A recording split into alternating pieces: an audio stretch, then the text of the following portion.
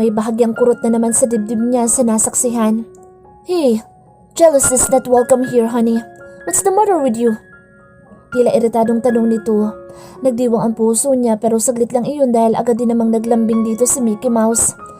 Kasi naman, hindi mo nabanggit sa akin na may katulong ka palang bata rito eh. Napaingon siya sa narinig.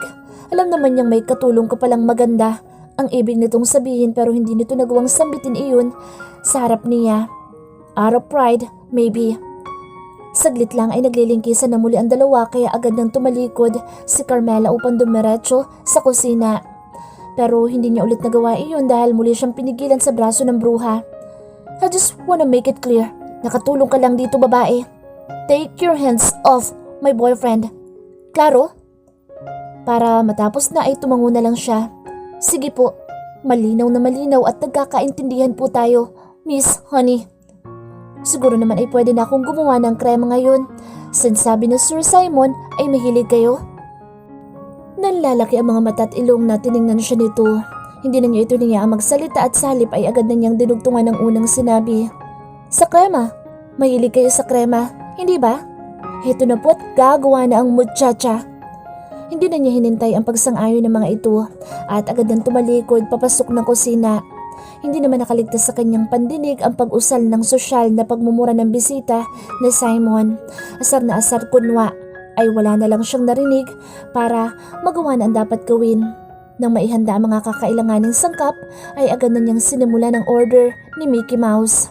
Nakauunawang tingin naman ang ipinukol sa kanya ni Nanay Maring. What the hell is this? Bahagyamang nanginginig sa takot ay pinilit niyang kalmahin ang sarili. Itinaas niya ang noo at sinalubong ang mapaghamong tingin ni Simon. Katabi nito sa dining table ang bisita nito ngayon lang niya nakita. Kasalukuyan nitong umiinom ng tubig. Hindi siya kumibo upang tugunin ang tanong. Ano bang isasagot niya? Bakit ganito ang lasa ng krema na ito? Anong ginawa mo? Bakit sir? Okay naman po ah. Sa wakas ay natagpuan din niya ang tinig. Inabot niya ang kutsaritang nasa plater ni Simon at saka kunwa ay titikman ang kremang nandoon. Oo, okay nga. Masarap ang sakin. Bakit ganito ang lasa ng kay Honey? Hindi niya naitago ang pagsimangot. Umandar na naman kasi ang topak niya at nang makatalikod si Nanay Aning ay hindi niya nagawang hindi gumanti sa bisita ni Simon. Hindi ko alam. Bakit? Ano ba lasa, sir? Inis na naihilamos ni Simon ang kamay sa mukha nito. Bilang tugon ay pumiraso ito ng krema sa plater ni Honey at saka sinubo iyon sa kanya. Dahil nahulaan na niya ang gagawing iyon ni Simon ay hindi na siya nabigla at sa halip ay pinaghandaan na lang ang reaksyong gagawin. Nang lumapat ang kutsarita sa kanyang mga labi ay nagkunwa pa siyang pumikit gayong ang totoo ay ibig niyang agad na iluwa ang pagkain. Pagsayad pa lang noon sa dila niya. Napaanghang pala ng husto ang pagkakatimplan niya sa krema ni Honey. Ang sarap! Ang sarap, sir. Try it. Lalong namula ang mukha ni Simon sa narinig. Ang totoo ay hindi naman ito tinikman ng krema. Napasigaw lang si Honey nang simulang kainin iyon kaya agad ay nagalit na din ito nang sabihin ng bisitang maanghang ang pagkaing isinalbi niya. For Pete's sake, Carmela, ano bang gagawin ko sa'yo? Simon, makinig ka muna sa paliwanag ni Carmela. Baka naman nagkakamali ka. Abat, palilitawin mo pa ako sinungaling tanda? Nagulat siya sa pagtaas ng boses ni Honey kay Nanay Aning. Kaya otomatikong napaangat ang kamay niya para tampalin ang bibig nito. Napasigaw sa galit ang babae at halos magkasabay naman silang napasinghap ni Nanay Aning. Nabigla din siya sa kanyang nagawa. Mabuti na lang at agad na humarang sa kanya si Simon.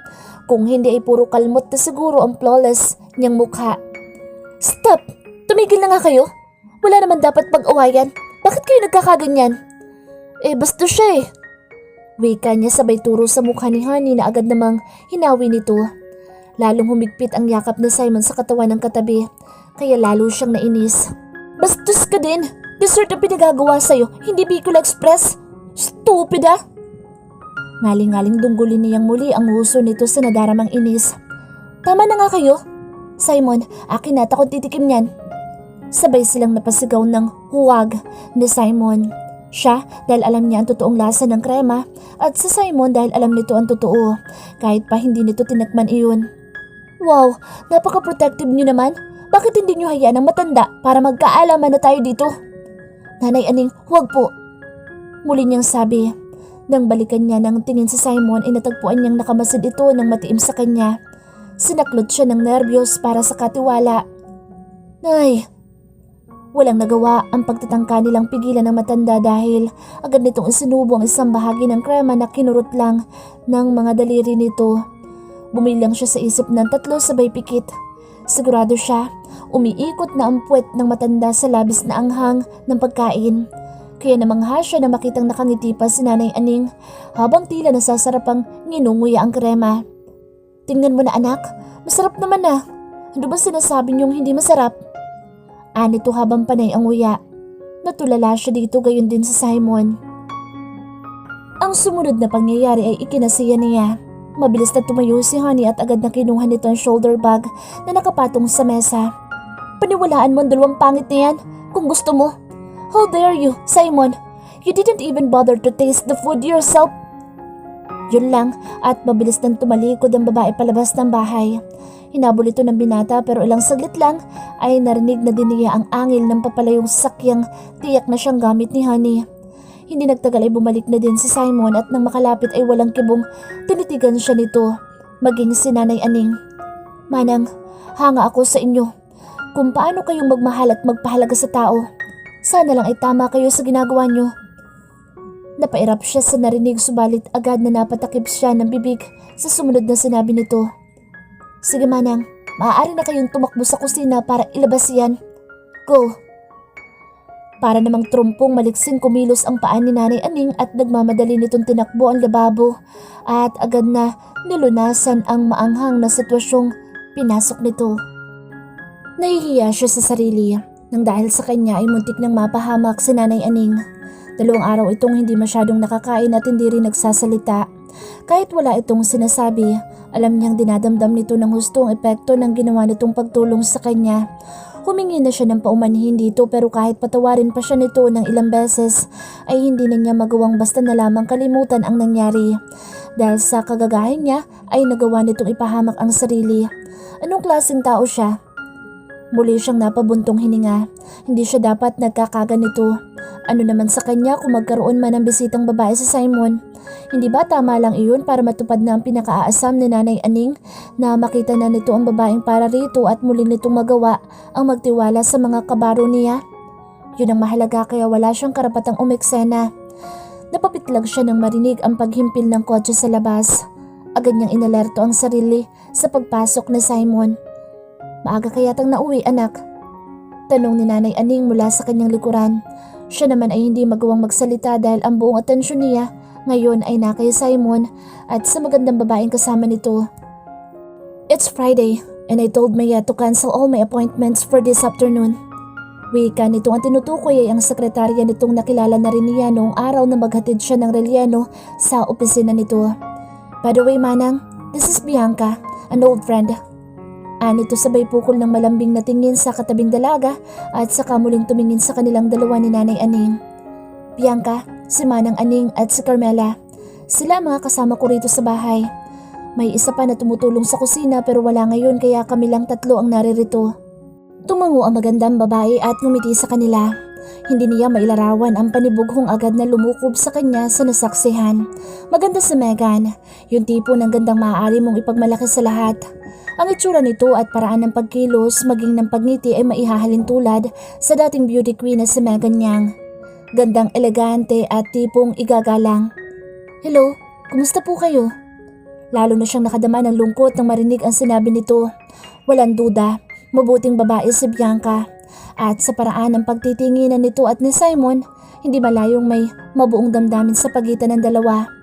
Agad na nag-react ang tear ducts niya kaya bago pa man din siya ipahamak ng sariling mga mata, ay agad na siyang nag-excuse sa 3 at nagdahilang may nakasalang na pagkain sa kusina. Hindi na niya napansin ang pagkunot ng noo ng nakamasid na si Nanay Aning. Ang ganda niya, no? Nagkunwari si Carmela na hindi naririnig ang sinasabi ni Nanay Aning. Patuloy siya sa paghuhugas ng mga pinggan na pinagkainan nilang 4. Katatapos lang nilang maghapunan, hindi pumayag si Bianca na hindi sila sumabay 2, kaya naman napilitan man ay sumabay na din siya. Nahirapan siyang magkunwang masarap ang kanyang kare-kare dahil totoo ay hindi niya malasahan iyon. Mabuti na lamang at kahit nakapikit ay alam niyang lutuin ang putaheng iyon. Kung hindi ay mapapahamak na naman siya ng pesteng puso niya. Natigilan siya sa naisip. Bakit nga ba siya nagmumuryot? Bakit siya tila batang naagawan ng laruan nang makita si Bianca? Halos ay ganoon din ang damdamin niya na makita si Dina at Honey na kaharutan ni Simon noon. Ang pagkakaiba lang ay hindi inis kundi panibugho talaga ang umaalipin sa kanya ngayon. Pero bakit nga ba siya nakadarama ng ganoon? Nagsiselos ka no?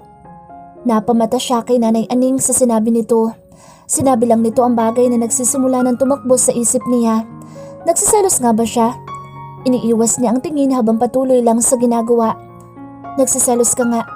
Ganyan-ganyan ako noong araw eh. Nanunuksong dugtong nito sa sinabi. Nanay Aning, bakit naman ako magsiselos? Una, nandito ako para magsilbi sa amo niyo dahil kailangan ko ng pera niya. Pangalawa, hindi ko personal na kilala ang lalaking yan at pangatlo, ayaw mong aminin na may gusto ka kay Simon. Ano sinabi niyo? Maraha siyang napalingon sa dalawang taong nag-uusap sa hardin. Mula sa kinatatayuan ay abot ng tingin niya ang masayang pagkukwentuhan ng mga ito at walang kaalam-alam ang dalawang nilalang na sa bawat halakhak ay sobrang sakit ang nadarama niya. Sabi ko, nagsaselos ka kay Bianca. Bakit niyo naman po nasabi yan? Kayo ha? Mahilig pala kayo sa mga ganyan, Nanay Aning? Kunwa ay panunukso niya. Ang totoo ay hindi kasi siya komportableng pag-usapan ng nararamdaman. Hindi pa nga niya maamin sa sarili ang totoong damdamin niya sa binata. Kaya hindi rin niya ibig ipagkiusap iyon kahit pa sa matanda. Alam ko, nararamdaman kong may pagtingin ka sa alaga ko. Nakikita ko kung paano mo siyang titigan pag hindi siya nakatingin. At nakita ko rin kung paano mong tratuhin si Honey noong magpunta rito. Maging kanina ay nakita ko pa rin ang selos sa mga mata mo nang tingnan si Bianca. Anak, nagkakamali po kayo ng akala. Bastos ang bibig ni Honey at nakita niyo naman na maging kayo hindi ginalang kaya inis ako agad sa kanya. Sinilihan ko ang krema niya dahil sa tingin ko ay nababagay lang iyon sa babaeng gaya niya na maanghang kong magsalita. At hindi mo yun nagawa kay Bianca dahil sa tingin mo naman ay matino itong babae, hindi ba? Natahimik siya. Totoo ang sinabi nito at nasukol siya sa puntong iyon. Pareho ang kutob natin kung ganoon. Sa tingin ko'y mabuting babae ang batang yan at sa nakikita ko ay hindi malayong mahulog ang loob ni Simon sa kanya. Alam ko po, dahil ganyan ang mga tipo niyang babae. Sa bagay, kahit naman sinong lalaki pa siguro, hindi po ba? Maganda, simple, desente at mukhang matalino. Kung may kapintasan man siguro ang babaeng yan, ay hindi kahit konti makababawas sa perfect image niya. Tugon niya habang nakatunghay sa dalawa. Sunundan ni Nanay Aning ang direksyon ng tinitingnan niya at hindi nito naiwasan ang mapailing. Kung minsan ay ganoon talaga anak, natututo tayong magmahal sa mga taong hindi naman para sa atin. Ako nga noon, ilang beses akong umibig sa kung sino-sinong lalaki na dumaan lang naman sa buhay ko. Ang ilan ay napansin naman ako at may ilan pang naghandong ng kasal. Pero lahat sila ay hindi ko tinugon dahil sa mga personal kong mga dahilan. Nay Aning, tanging nasabi ni Carmela bilang pakikisimpatya sa matanda. Bata pa kami nang mamatay ang magulang namin. Bilang panganay ay maagang naatang sa balikat ko ang pagpapalaki sa aking mga kapatid. Kaya kahit ibigin ko man ay kinailangan ko na lamang na isakripisyo ang aking pansariling kasiyahan. Noon ko nakilala ang ama ni Simon na si Santiago. Nagtitinda ako ng bigas sa bayan natin at siya naman ay laging kasama ng daddy niya sa pamimili ng mga palay. Tuwang-tuwa ako sa batang iyon dahil napakabait at palakaibigan. Ipinakiusap niya sa kanyang ina na kunin akong katiwala ng mansyon nila at dahil nag-iisang anak ay hindi siya natanggihan ni Mrs. Salazar. Hanggang sa mag-asawa si Santiago ay kinuha niya akong siyang tagapag-alaga ng anak niya. Ako ang nagtaguyod kay Samantha mula pa nang siya ay sanggol hanggang sa lumaki. Yun ang nag-iisang kapatid ni Simon at ngayon ay nasa ibang bansa na. Hanggang nang dumating si Simon ay ako pa rin ang tagapag-alaga nila. Hindi kasi naging mabuting ina si Digna sa kanya kaya pinilit kumpunan ang nawala sa mga bata. Nakamasid siya sa naluluhang matanda. Yun pala ang buhay ni Simon at yun pala ang naging dahilan kung bakit hindi na rin nag-asawa si Nay Aning. Minsan nga tinanong niya iyon sa kaibigang matalik na si Bea pero ang tanging sinasagot nito ay hindi nito alam ang kwento ng buhay ng matanda. Basta, nagisna na lamang daw nito ang abuela na siyang sumusuporta sa kanilang pangangailangan mula pagkabata. Agad na humaplos ang awa sa dibdib niya para dito. Ganoon kadakila ang puso ni Nay Aning. Para sa mga kapatid nitong naiwan ay hindi na nito inintindi ang sariling kapakanan. Ganoon kalaki ang pagmamahal nito sa pamilya. Pero alam mo anak, kung minsan ay tinatanong ko sa sarili ko kung ano kaya naging buhay ko kung ako'y nakapag-asawa. Mananatili kaya ako dito sa mansyon kung nagkaroon ako ng sarili kong pamilya? Ipinahid niya ang kamay sa apron na nakasabit sa kanyang katawan at saka hinawakan ng mga kamay ni Nanay Aning. Napakalaki ng puso niyo para isakripisyo ang inyong kaligayahan, Nay Aning. Napakaswerte ng pamilya niyo sa inyo at gayon din sa Simon. Siguro kayo na rin ang mag-aalaga ng mga magiging anak niya. Natatawan niyang sabi. Napahintulang siya sa pagtawa nang maramdaman ng pagpisil ng matanda sa kanyang mga kamay na nakapatong sa mga palad nito. Mas matutuwa ako kung anak niyong dalawa ang aalagaan ko, Carmela. Saglit siyang natigilan. Anak, alam kong mahal mo sa Simon. Maging ang batang yun din naman ay nakikita kong sumusulyap ng palihim sa'yo. Ano ba malay natin kung pareho pala kayo ng nadaraba? Hindi ba? Hindi na niya tinangkang itago pa ang damdamin sa pagkakataong iyon. Mahirap pong sinasabi niyo. Hindi ako papansinin ni Sir Simon dahil langit at lupa ang agwat namin. Wala sa akin ang mga karakter na hinahanap niya sa isang babae. Kaya mabibigo lang ako sa kanya. Hindi bale na, Nay. Dahil ilang araw na lang naman at lilisanin ko na ang bahay na ito. Babalik na ako sa tahimik kong mundo at kalilimutan ko nang nakilala ko ang nuno ng sungit na si Simon. Makukuha sa dasal ang mga bagay-bagay, anak. Bakit hindi mo subukan? Ayoko sanang maulit sa'yo o kahit sa alaga ko anong nangyari sa akin. Hindi dapat pinalalampas ang tunay na pag-ibig, Iha. Dahil sa huli, pagsisisihan mong hindi mo ginawa mga bagay na kaya mo naman palang gawin para sa pag-ibig na iyon. Muli siyang napatingin sa direksyon ng hardin at mabilis na kumabog ang dibdib niya nang matagpo ang sa kanya din pala nakatutok ang tingin ni Simon at hindi sa katabi nito. Araw ng linggo at nagulat si Carmela nang mabungaran sa kusina si Bianca. Katatapos lamang niya magdilig ng mga tanim ni Nanay Aning sa likod bahay nang mapansin niyang tanghali na at kailangan niya magluto para kay Simon. Laking gulat niya nang makita sa loob ng kusina ang dalaga. Agad itong umiti nang makita siya. Napansin niyang naghihiwa ito ng ricados at base sa mga sahog ay mukhang magluluto ito ng sinigang na baboy. Sinuklian niya ito ng ngiti at saka nilapitan upang tulungan. Nandito ka pala? Anya rito. Oo, si Manang ang nagbukas ng gate at sa kanya na rin ako humingi ng permisong makialam na dito sa kusina. Gusto ko sanang surprisahan si Simon kaya ipagluluto ko siya ng paborito niyang ulam. Sinigang? Paborito niya ito? Kaya naman pala napakarami nitong nakakain kapag sinigang na baboy ang ulam. Paborito pala iyon ng lalaki. Nakaramdam siya ng awa sa sarili. Mabuti pa si Bianca at pinagtiwalaan nitong sabihin ang mga gusto nito. Samantalang siya'y tagapagluto ng lalaki ay hindi nalalaman ang bagay na iyon. Ang paboritong kulay ni Simon, ang paboritong pabango. Alim din kaya nito? Yap, hindi mo ba alam? Yun kasi ang sabi niya kahapon. Superb daw ang sinigang niyo dito at napaparami daw ang kain niya kapag yun ang inihahanda niyo ni Manang. Kinabahan siya sa narinig. Baka naman kaya humingi pa ito ng secret recipe sa kanya. Magbibigay siya pero hindi yun bukal sa puso niya kung sakali. Para sa kanya ay walang dapat maghandog ng luto niya kay Simon kung hindi siya lang. Walang karapatan ng kahit na sino na angkinin ang espesyal niyang luto para sa binata. Ano ba sekreto niyo sa pagluluto ng sinigang, Carmela?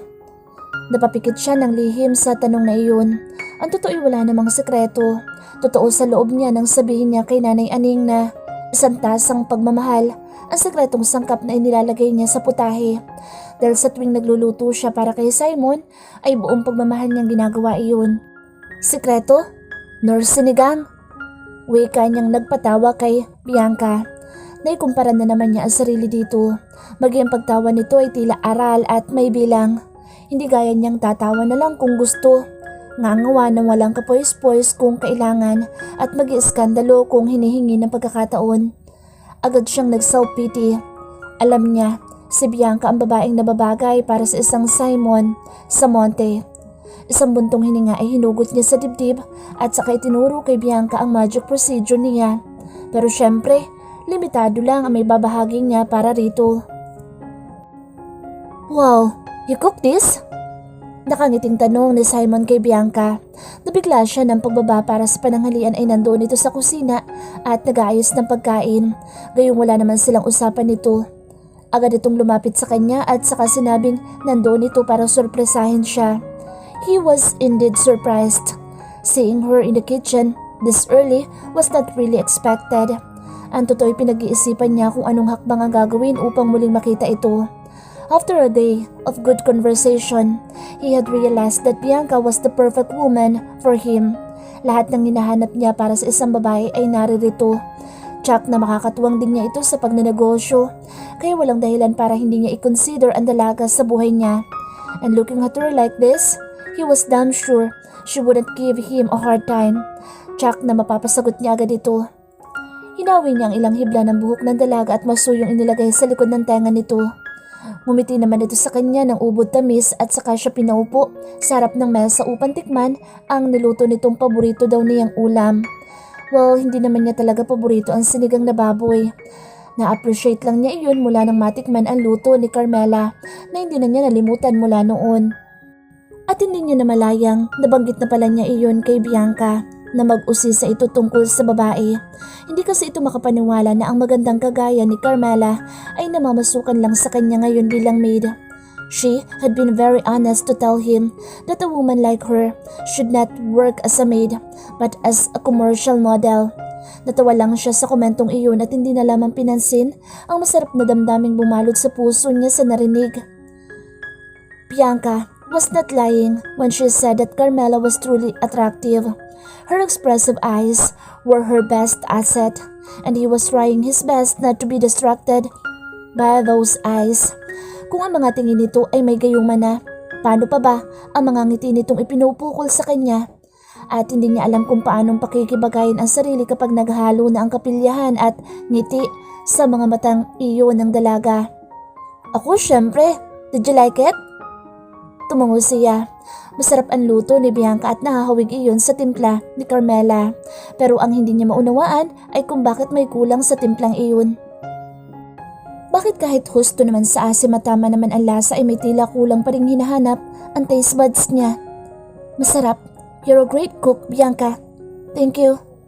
Inilagay niya ang isang braso sa likod ng nakatayong si Bianca sa tabi niya.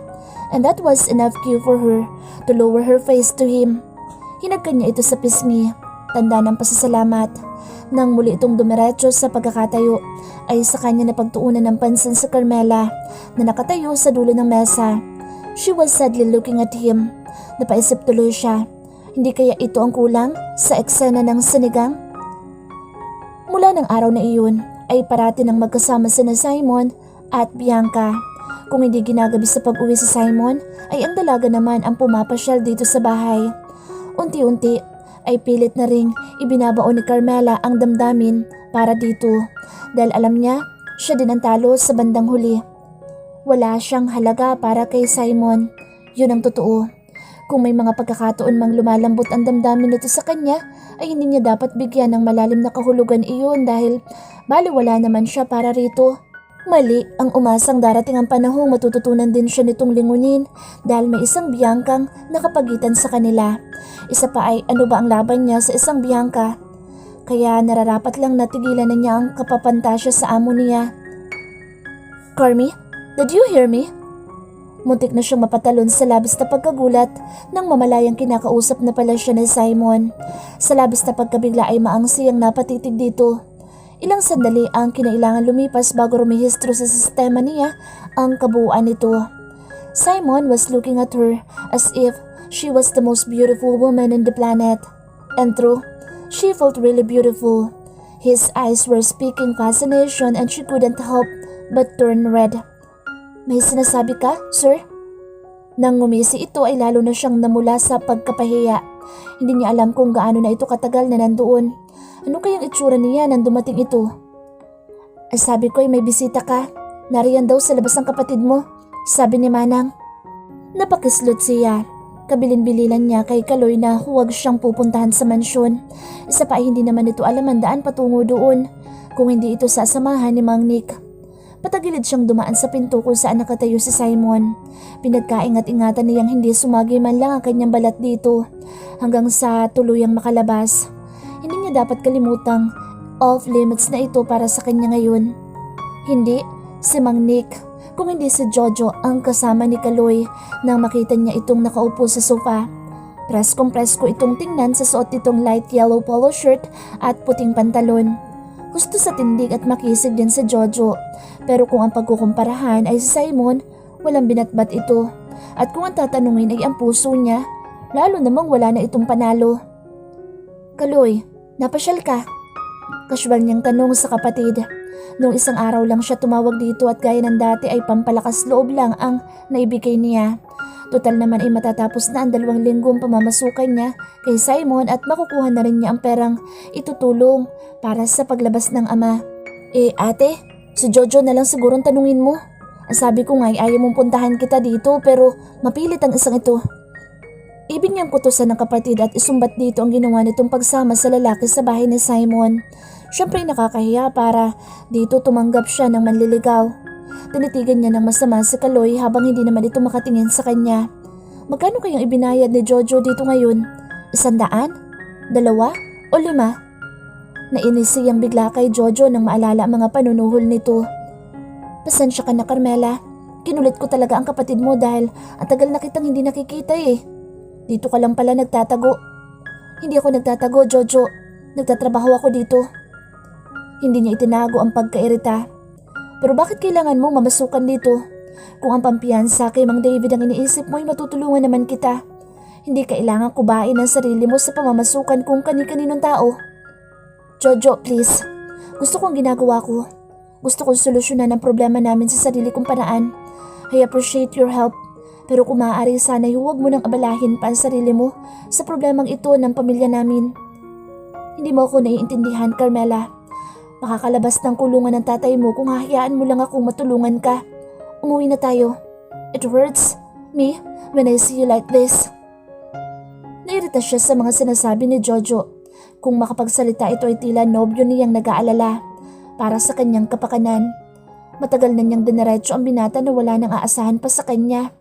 Kaya nakapagtataka ang pagiging porsigido nito ngayon. Hindi mo kailangan mag-alala dahil maayos ang lagay ko dito. Mabait ang amo ko at kasama ko, si Nanay Aning, dito sa mansyon. Pero kahit pa, hindi mo mayaalis sa akin na mag-alala, Carmela. Bahagya siyang pumiksi nang maramdaman ang paglapat ng balat ni Jojo sa mga balikat niya. Inakbayan siya nito. Sisitahin pa lamang niya ang lalaki nang marinig ang tinig ni Nanay Aning. Ayon dito ay may bisita sila at kahit hindi itanong ay nakutuban na niyang si Bianca iyon. Nawala tuloy sa loob niyang alisin ang kamay ni Jojo na nakaakbay sa kanya. At yun ang tagpong dinatna ng kabababa pa lamang sa hagdan na si Simon. Seryoso ang anyo ni Simon at bahagya lang nitong tinanguan ang pagbati ni Jojo. Nilampasan lang siya nito ng tingin nang mapadaan sa kanya at hinarap na nito ang bagong dating na si Bianca.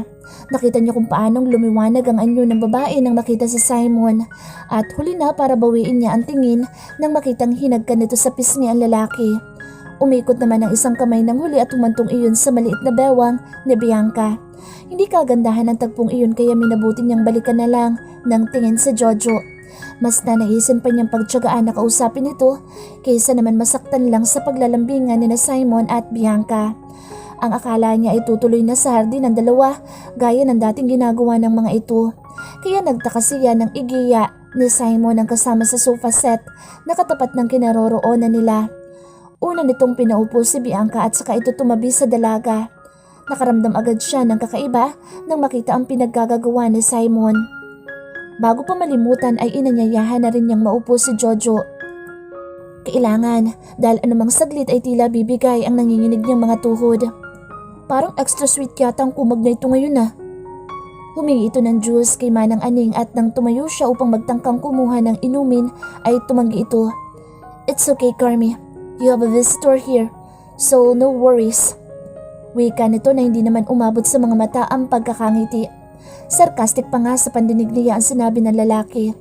Tumango na lang siya at saka muling naupo. Napatingala siya sa katabi ng maramdaman ng mga palad ni Jojo na sumakop sa mga kamay niyang nakapatong sa kanyang kandungan.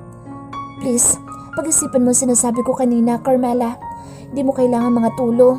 I can take you out of here and... Excuse me? Naalarma siya nang marinig ang pagsabat na Simon. Sa bagay, hindi rin naman maganda sa kanyang pandinig ang sinabi ni Jojo. Pero kahit pa, bakit ito makikisali sa usapan ng iba? Why the hell would you take Carmi out of my house, pare? She's working here and she's fine as far as I know. Seryoso ang mga tingin ni Simon na nakapukol kay Jojo kaya saglit siyang nabahala.